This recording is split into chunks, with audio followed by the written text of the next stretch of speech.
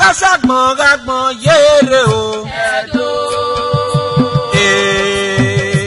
Edo na baye.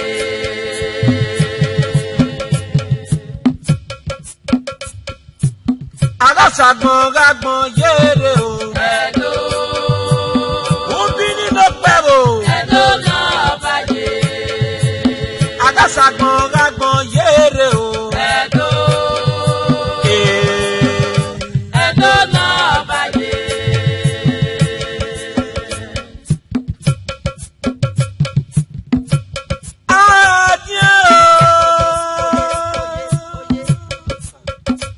Enika otion. Ọ̀nà ọ̀gẹ́nìkà o. Ẹ̀wọ̀n sẹ́tì gẹ̀wọ̀n sọ́bọ̀ yẹmẹ̀ o. Ẹ̀wọ̀n náà yà gbọ́fẹ́ náà rà kí o. Ẹ̀wọ̀n sẹ́tì gẹ̀wọ̀n sọ́bọ̀ ẹ̀dọ́mẹ̀ o.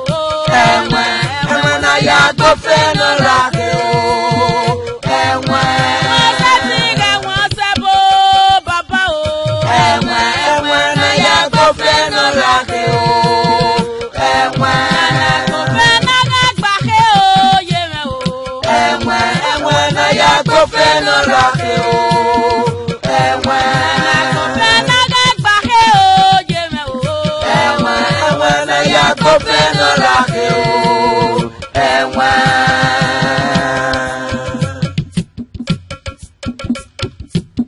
Iyobo. Ọ̀nà Iyobo a. Meno. Iyobo. Uwa mu mefua. Uwe ariyeyi. Iwarugbon o. Uwe ri ọmọ dọ́ni a. Iyomo done o. Obi meno tiona. Ọmọ Mose ẹ̀. Wesi. Pati ẹ̀ yí. Ekma ti e. Ẹ̀pẹ́. Ugba oní Mose ní Ìgbò. Wesi. Ugba ọ̀rẹ́ dé ẹ̀. Ọmọ. Làọ́. Irú kéré náà ló yá dìgbé yọ mi. Wesi o. Ko wesi. Iyobo gẹ̀ á mi gbé o. Kó yọ. Ko ri azekpe. Oh. Ẹ̀wọ̀n náà yà gbọ́fẹ́ náà rà kí o. Ẹ̀wọ̀n sẹ́tì gẹ̀wọ̀n sọ́bọ̀ o. Ẹ̀wọ̀n náà yà gbọ́fẹ́ náà rà kí o. Sẹ́tì gẹ̀wọ̀n sọ́bọ̀ o. Ẹ̀wọ̀n náà yà gbọ́fẹ́ náà rà kí o.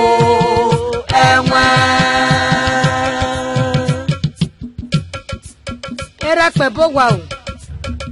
Warene a. Marene o. Bohia. Kinu wajo wo do bi aje e. Obe aje se. Oh.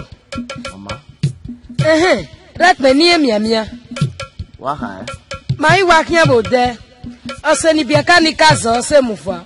Mana wa mi bo de. Ona je epopa na pin. Uwe. Igbo se ni bia kanika se mufa. Ona je epopa na epin. Heu. Oji. Ija. Agwala hu. Ba uji. Heu. Ija. Ẹ̀yin mi legbere. On so fe yo la. Oge no ki bon na mi. Bo kiji. Iyobo tuka la. Ukami. Iwe tuka. Wa bege me o. Ka wa gi obe. Wala. Uju lule la ya la ogwa. Lu fi e wenu ado de mi bi o. Yari e. Eje jere ni guwe gwala. Muja kana muja ya fi mi wela. La de ija me seri obi agi u. Ni anywhere. Je pa wa wele. Pa wa wele. Wala. Iwo pa wa wele. La baba o yi. Wa za ga wo we. La je wa wele. Adame iye kwere ga mamie mi na mamie de. Ula o godo o. De la jena. Ugu yere aga na ya suse umamie go dare pe. Babo wele. Iwo pa ugo ya. Usuwa. Ya tona wa eba. Adame iye kwere ga mamie mi na mamie de. Ula o godo.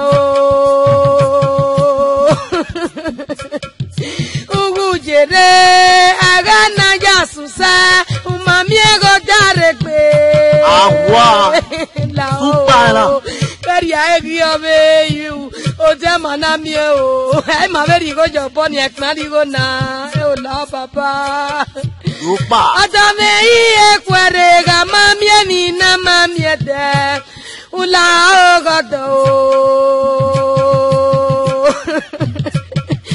Ugujere agana ya suse umamiego darekbe neme la wo me keniri la ayo egi obe la wo Mama egi danwe dobi lawa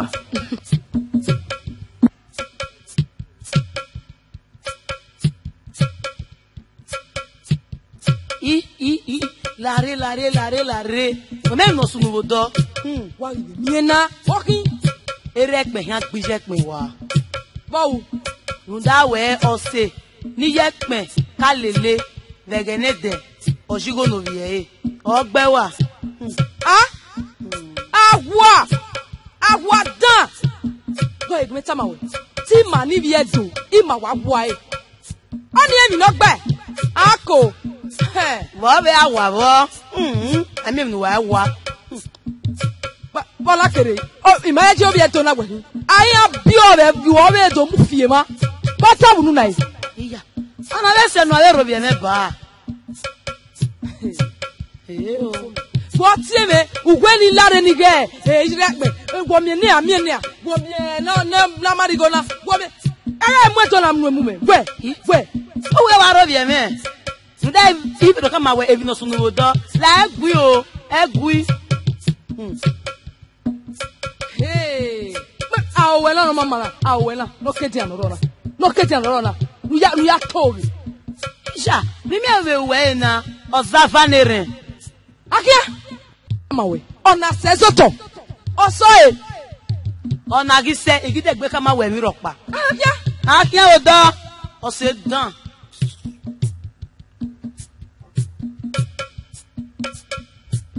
wọ́n sati ge wọ́n sabo ye me wo enwe na ya gofe no rake o enwe wọ́n sati ge wọ́n sabo o enwe na ya gofe no rake o enwe wọ́n sati ge wọ́n sabo o enwe na ya gofe no rake enwe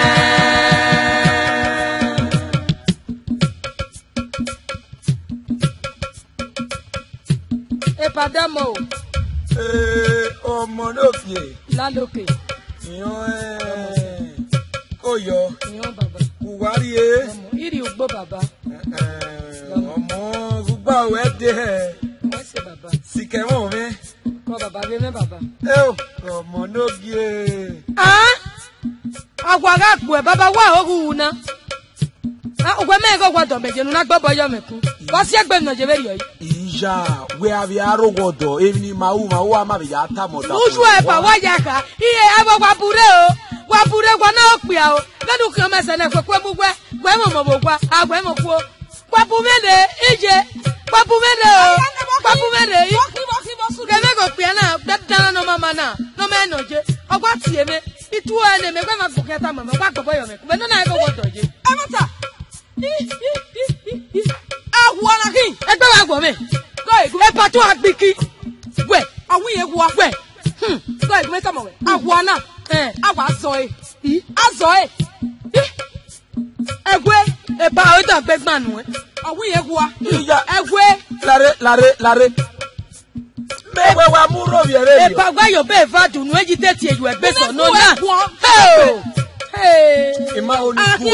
ima ori gu egun abo wi e mata no me no je o wa mo ni suwa eye ahia zo igwegun ota lo wenu eje egwe okoko egbegbe egui aya zo agwa no so ero agana eferi weria boy meta ma wesi wa so wa tamotapo Uga itamani. Le rari ne. Agwa danwege. Ori kan weri e. Ibu otele o. Wọ́n sẹ́tì gẹ̀ wọ́n sọ́bọ̀ o. Ẹ̀wọ̀n náà yà gbọ́ fẹ́ nọ́ra mi o. Ẹ̀wọ̀n náà yà gbà o gègé o. Ẹ̀wọ̀n náà yà gbọ́ fẹ́ nọ́ra mi o. Ẹ̀wọ̀n sẹ́tì gẹ̀ wọ́n sọ́bọ̀ o. Ẹ̀wọ̀n náà yà gbọ́ fẹ́ nọ́ra mi o. Ẹ̀wọ̀n.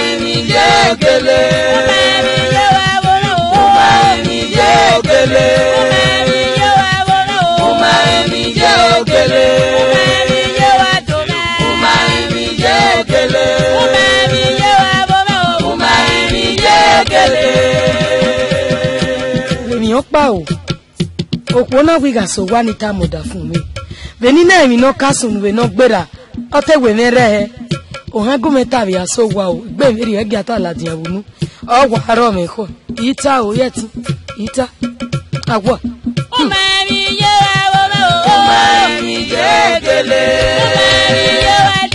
o ma mi ye wa teme o ma mi je gele o ma mi ye wo me o ma mi je gele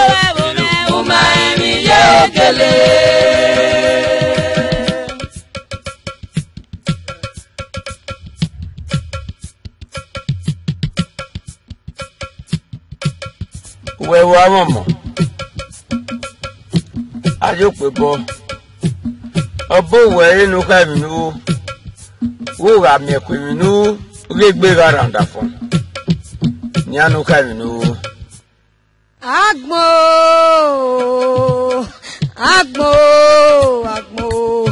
agbo iya tèmi mi agbon mi iya tèmi mi agbon mi o wala wa gume tèmi mi agbon mi o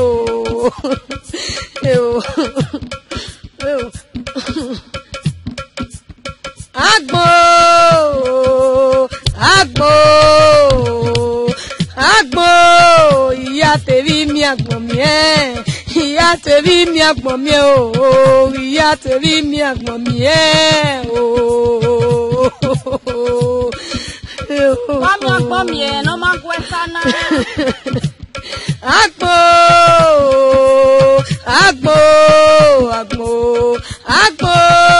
iya tèmi mi agbon mi iya tèmi mi agbon mi o wala iya tèmi mi agbon mi iya o mi agbon mi o ma gbon mi lẹ́yìn mi agbon mi ego eta se wa wo me o mi agbon mi o ma gbon mi tèmi nu mi agbon mi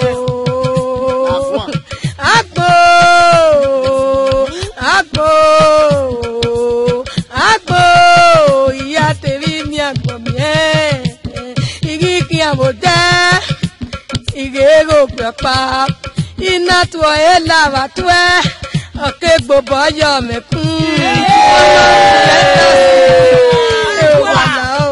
amagumeta so gba we bo merun tèmi no kasunu wala o iya pe ogele mama ehe mi nu eta we beta wala igi ki aboda igego pepa ina to e lava to e oke gbobo yo me kun amagumeta so gba we bo merun tèmi no kasunu awa imega wano me verio ya wala wo. Olu na waru we ko keto ade o ma ta mo da fún ẹ. Wala o. O wo ta fún. Ima o megeri o ya sunu mega wala o. Wala o. Eriose o. Wala o. Yagiri o. Wala o. Wa meto ageme o. Trude mi no kasu no amana kumeta wala. Waro eri kwa. Lẹ́mi ló bá dé.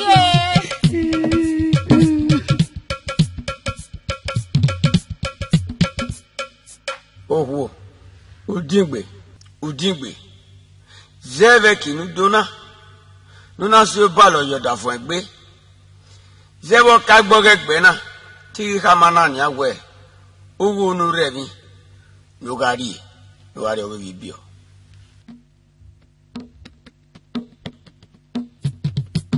Awa ma wegbe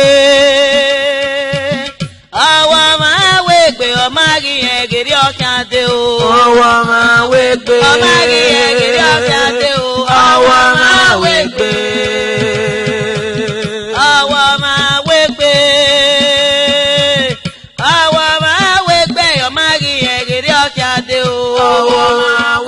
Omagi egiri okade o. Omagi egiri okade o. Omagi egiri okade o.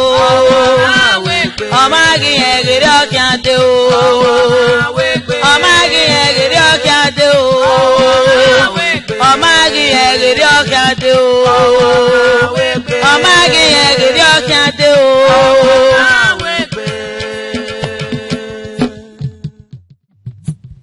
Aghasagbon yere o. Edo na baje.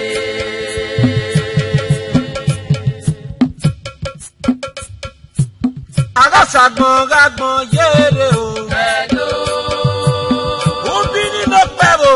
Edo na baje. Aghasagbon yere o.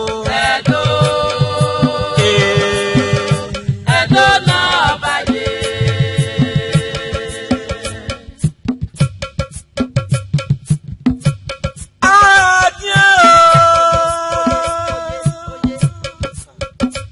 Enika owotian. Ọ̀nà ọ̀gẹ̀ nìka o. Ọ̀nà ọ̀gẹ̀ nìka o. Enika ọ̀nà sọ̀tẹ̀rẹ̀ ni màmí ẹ̀dẹ̀ làgàdé.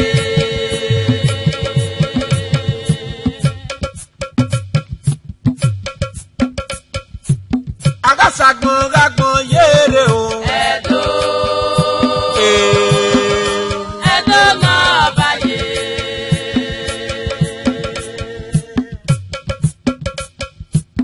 Aghasagbon yere o. Edo. Obini no pero. Edo na baje.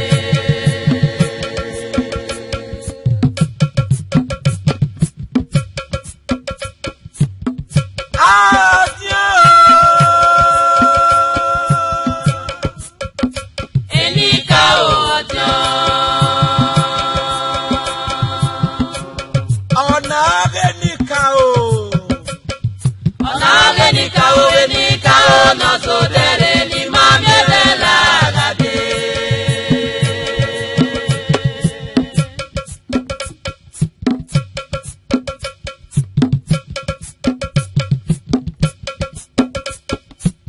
Ikwerie. Nonyame atọpe. Ogogo no we wa mame. Nia. Iga o ni dama doge gari owe bibio e. Waga gene wana munyagbe. Wa igi no ma de gwa. Koma me no kata.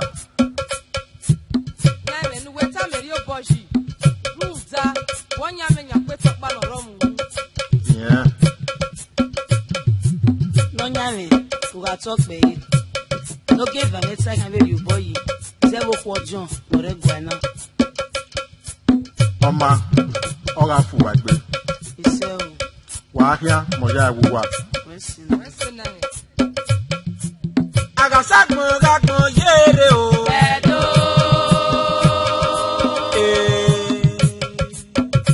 Edo no baye. Aghasagbon yere o. Edo. Obìnrin ló pẹ́ o. Edo no baye.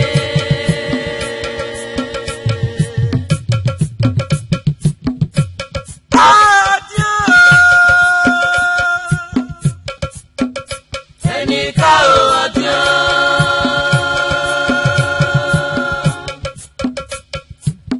Ọ̀nà Aghanika o.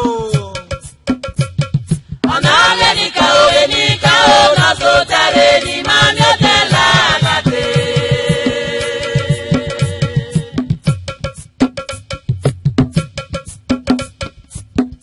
Ìwà àjẹ́. Enika odio.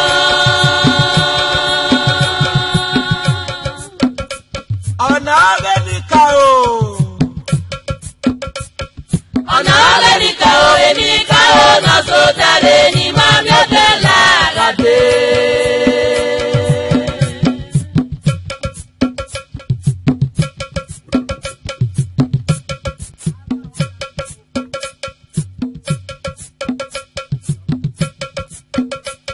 Oge máa tọ́ pẹ́ yìí. Walking. Oge máa. Ẹ̀gbọ́n wo kan rẹ̀ ibi ẹ̀rọ ọ̀kẹ́ òkun ní pápá. Ọ̀gíre ìyẹn nà máa rí ẹgbọ́ ẹ̀wẹ́. Ọ̀wọ̀ kan ibi ẹ̀rọ àkókùn. Ọ̀bí ẹ̀ bàbá ọ̀bí ọmọ ìyá. Samawe Igogone. Wà á tẹ́pọ̀ oge wọn.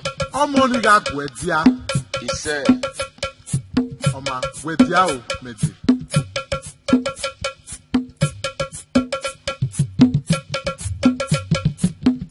Liakona. Mune. Zeve have not John. Nokia tota Yipekona. Ya golo ya ranika one. Samawe Toga Fwekwe. Wilo Rakia Moya We. wà á tọ́pọ̀ oge wọn. Aghasagbon yere o. Edo. Edo no baye.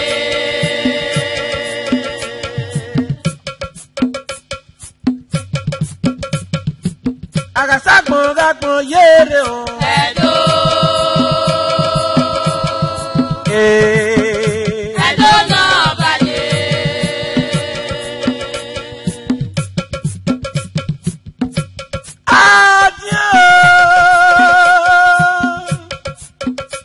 Enika odio. Ọ̀nà Aghanika o. Ọ̀nà Aghanika o, enika o, na so tare ni mami otela agate.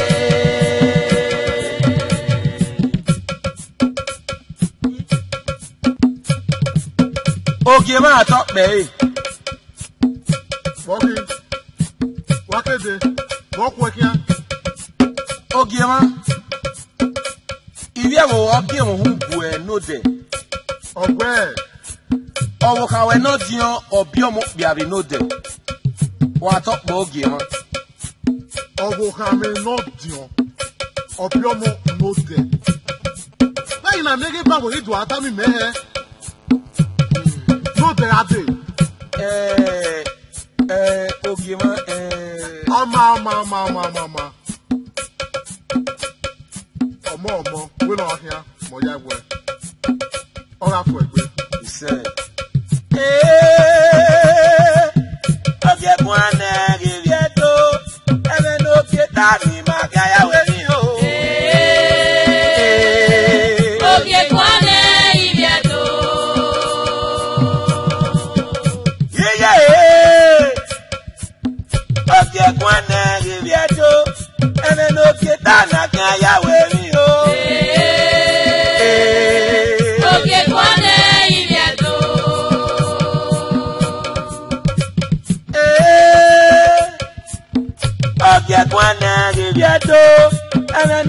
Ghana gaya wevi o. Oge kwane iyedo.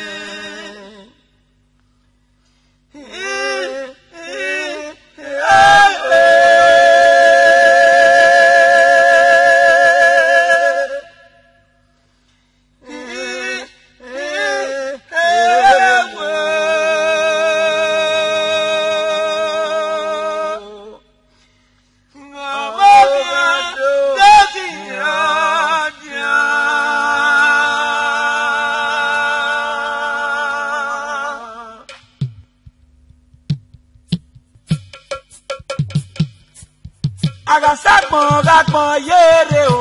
Edo.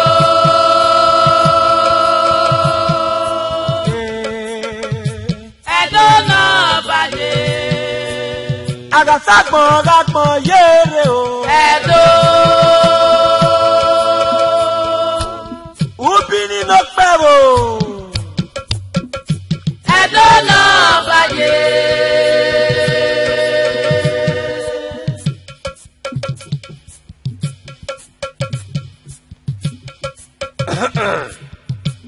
Egbeme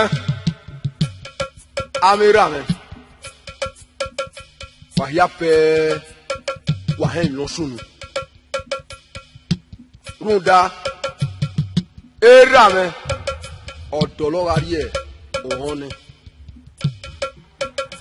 ena tu wahiape nigu wado si yo oigu yo ye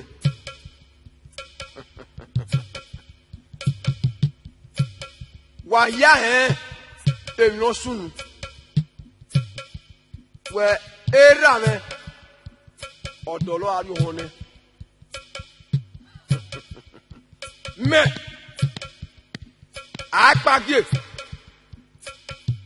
ọ̀hẹ́ ìyàwó tàyẹ̀ ùpẹ́kọ̀nì rúdà ẹ̀rà mẹ́ ọ̀ma mẹ́ gíẹ̀ ni ọ̀kẹ́ dọ̀lọ́ àrí òun.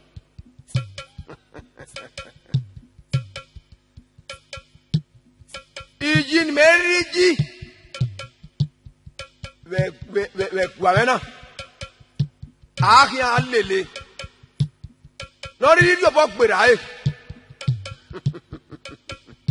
oni ori ogefo ndawe apage ati emeni igage lelu eserio we amoropa ese ti mu ameyo bo Amiravena Kenapa O Kamehe Yano Fle Ahwa Amia so venue Ni meni bi akuhu e akwenu ezebo to ba me Iya gbegbe mu a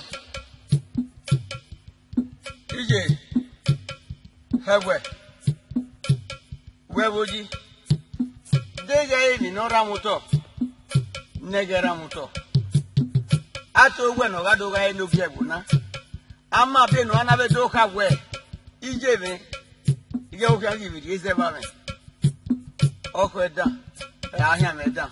Or chief woman away.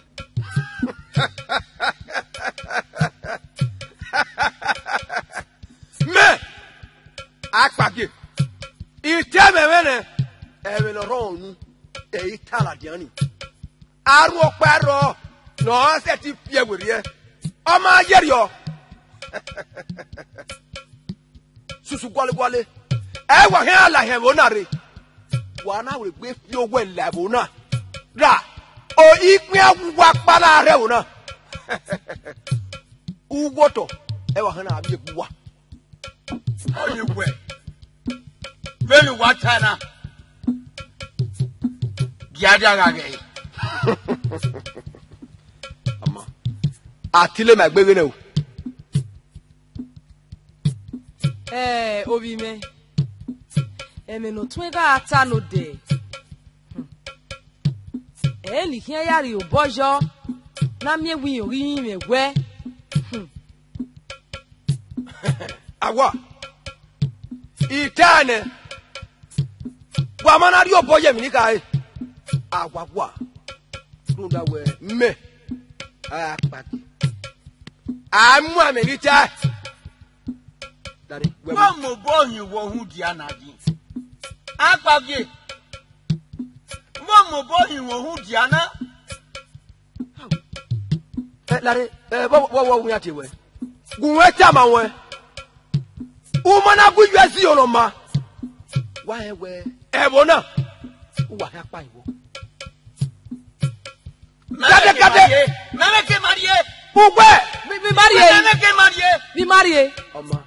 Baba Nania. Wa here again every year. Wa renje gwana keke. Ya du kwa kwesu kwale nia. Gege. Odibo reba. Hello, Giato. Gege. Obi me. Gege. Me na kwa ni la dia.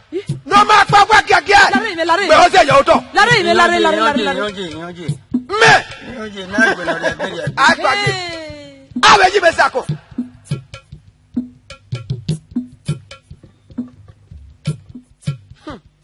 Akpagi.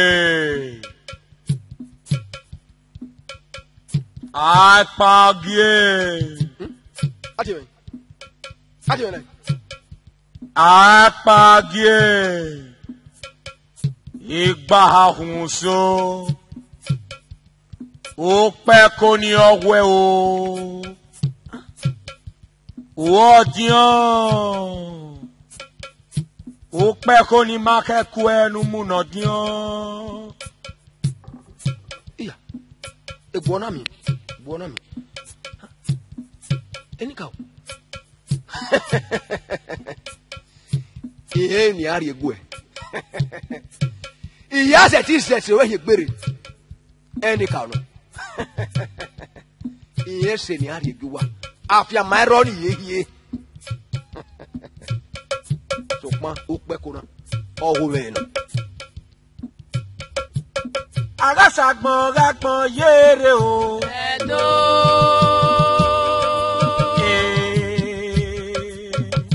Edo no baye.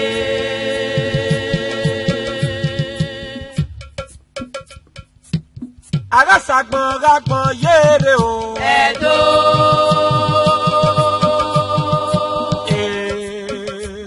Edo no baye.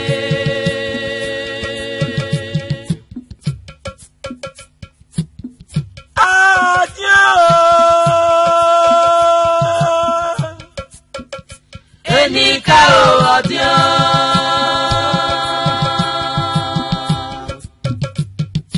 Ona Enika o. Enika o no so dere ni mami de la la de.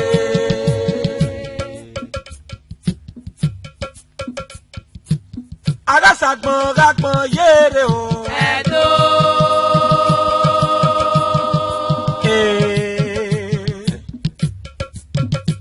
Edo no baye.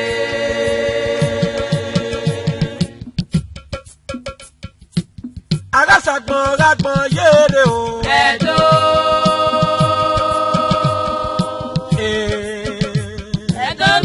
baye.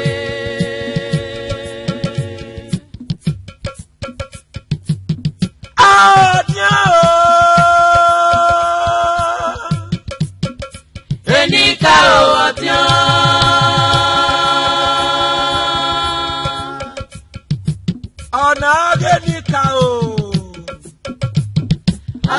Enika o enika o na so dere ni mami de la la de.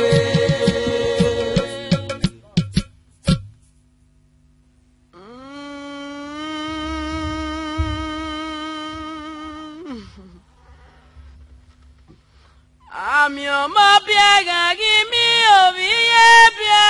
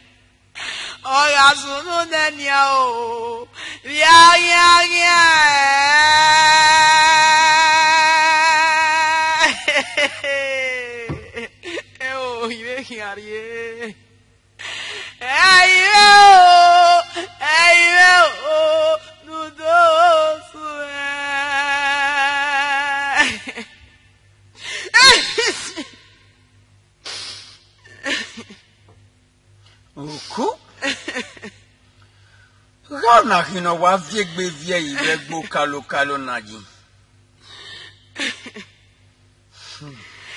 Ami o mo biega gi mi o iye bia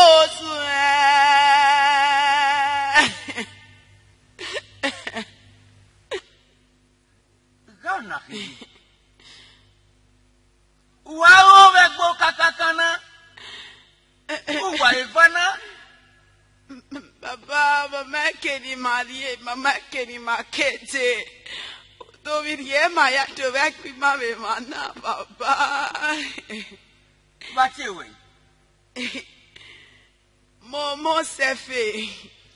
Dovia vonuki. Ovia qui.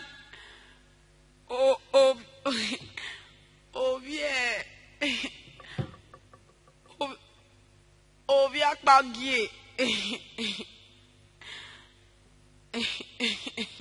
Ne, wesigi. Baba, hello. Baba, where am I?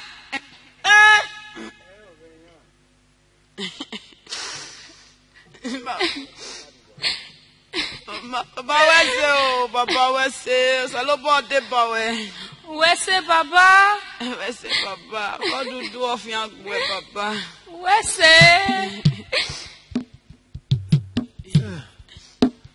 Mon chef. Papa Mon chef. Baba what's up baba my god baba go Wari keto ati. Aghasagbon yere o. Edo.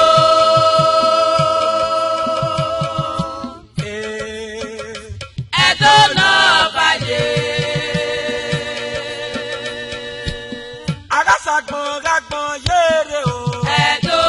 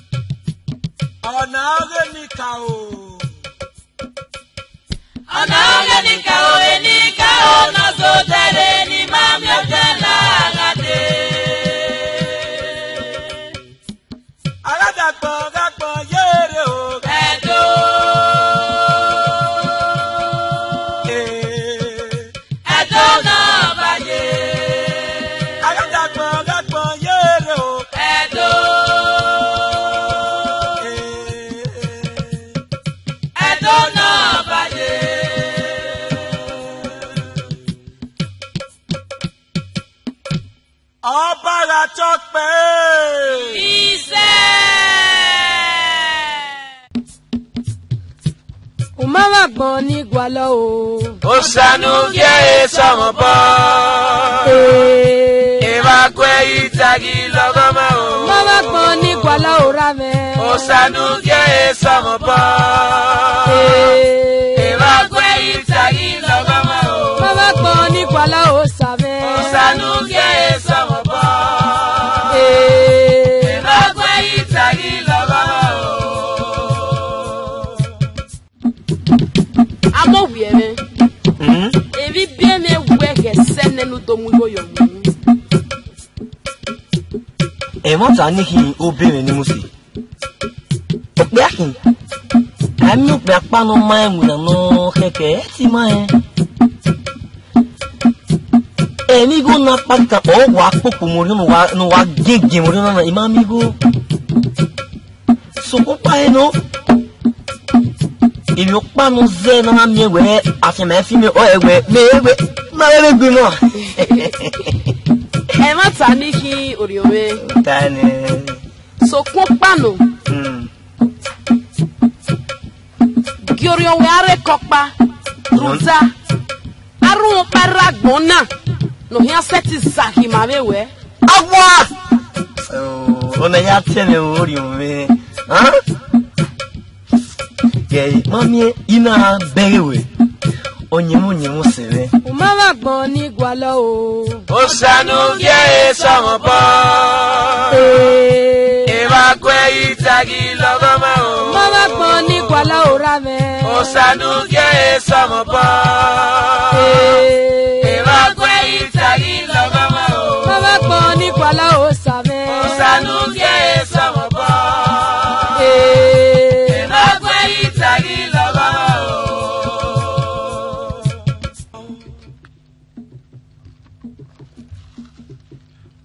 La reviwe. Akino dona ese tema. Ru di go no wa khin. Awe mo manu mene igweita. Ima we pe viri oji. Ye gu ki awe mo me ba mi go. O wa ri go gun me na mi e. E mata. Ti to be gun mi e gberu di igweita ona we. E gun mi e. Mama.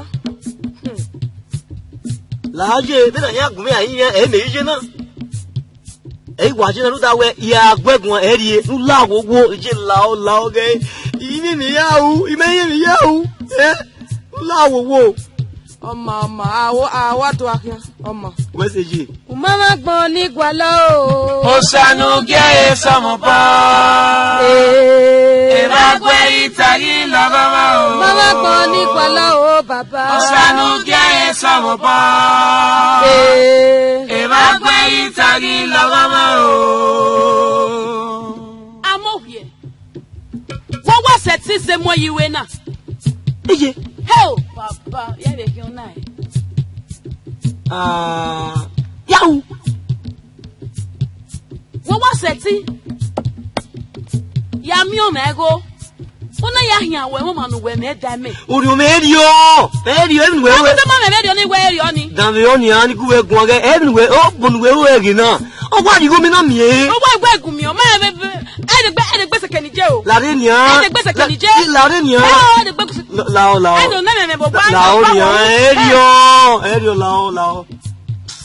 Ti ji be ke ke ani. E bi pa no wa be ja me gogo. Agun we gbegbe o. Aghasagbon ni gwala o. Osanu ye samobo. Eva kwe itagi logoma o. Aghasagbon ni gwala o rame. Osanu ye samobo.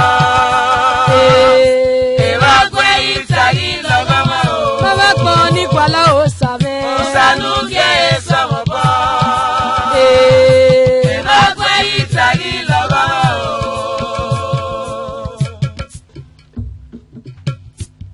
Hell.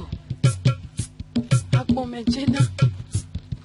Abini wa agbegbe mewa. Amo we wa se ti wi mo no na. Bi e le ki ono na e. Oh, Papa. I'm over here. Oh. Igweita. Wow. Last koto. Ija. Na we pagu ya. Let's koto. Wo sunu yi. O we wa over ametisi yan here we man odi go. Oma, iyen mi no kwa lo. Mi wo na no ya degbe yi. Ya yi go we normal man na ya o. Ija. You go ji normal man. Oh, Kirima. Wa worry about it. Igweita. Ugwetawu. Ene gbete ni. Gbo yin ni me a. Gbo mo e me a. Igweita. O defia mo a. Ene gbete ni. Oma kan me kan we. Ya mira. Oma. Edo keke. Ahia ahe. Tegbe so wa me. Ni ma bu wo we. Uri yo ho e. Nino ku egbe wa gbon.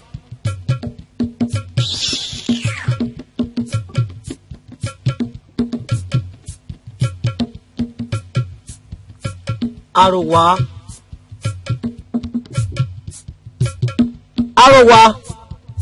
Anihi. Me amowe no. Eli nihi abi eni egwe nihi. Eni egwe eni me no amowe no. Ta mo wi no nihi. Onise nu mwezo yoto. Okwo gele okwu. Onwo hi anu na gwi. Mania emi nurita iya ikwejo. Mo kun di ma kun ira mi un danigo. Ene egwe la won na. La gbogbo iye do yin yawe. O wa won na do afanu. Wa we ma wo sunu. La oni gele mi gwe. Benu je me no. Be de nu je me. Sile kodo no mo gwe wo gwa ahia boto. Wa ya o wa boto ni. O sa oloku manya no de wedere papa we kiya. Nu ya bo me. Ona to ri ma we umagele we me.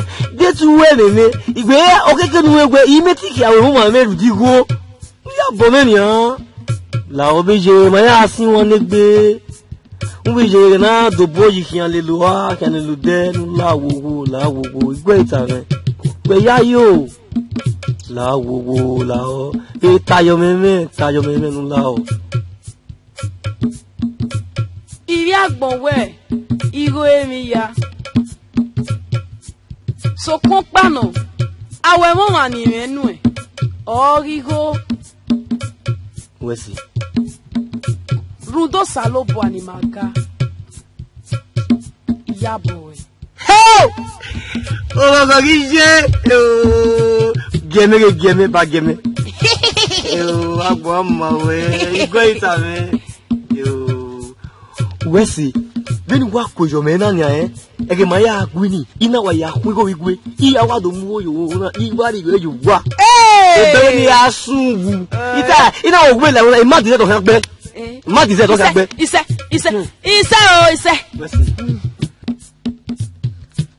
O mama gbon ni gwalo o. O sanu ye somo bo. Eva kwe itagi logoma o. Mama gbon ni gwalo o ra me. O sanu ye somo bo. Eva kwe itagi logoma o. Mama gbon ni gwalo o sa me. O sanu ye somo bo. Eva kwe itagi logoma o. Ame ni wenu opolo o. Awe won ma na o. Igi wo eno ma we. Ita ene amuse no igweita. Iwa gweita ropa magi lowo ma. Iwa gweita iropa na magi lowo ma. Wo bo me o, we me o, wo re o.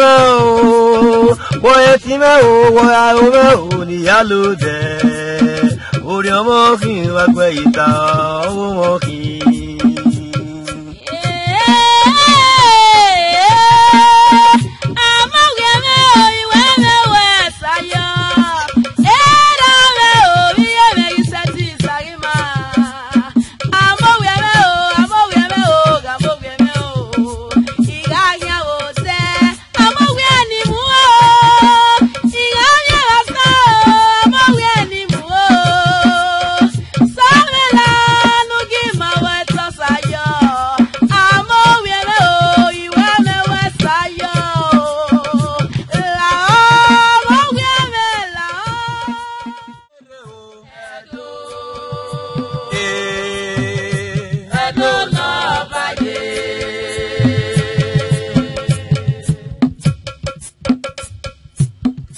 Aghasagbon gagbon yere o. Edo.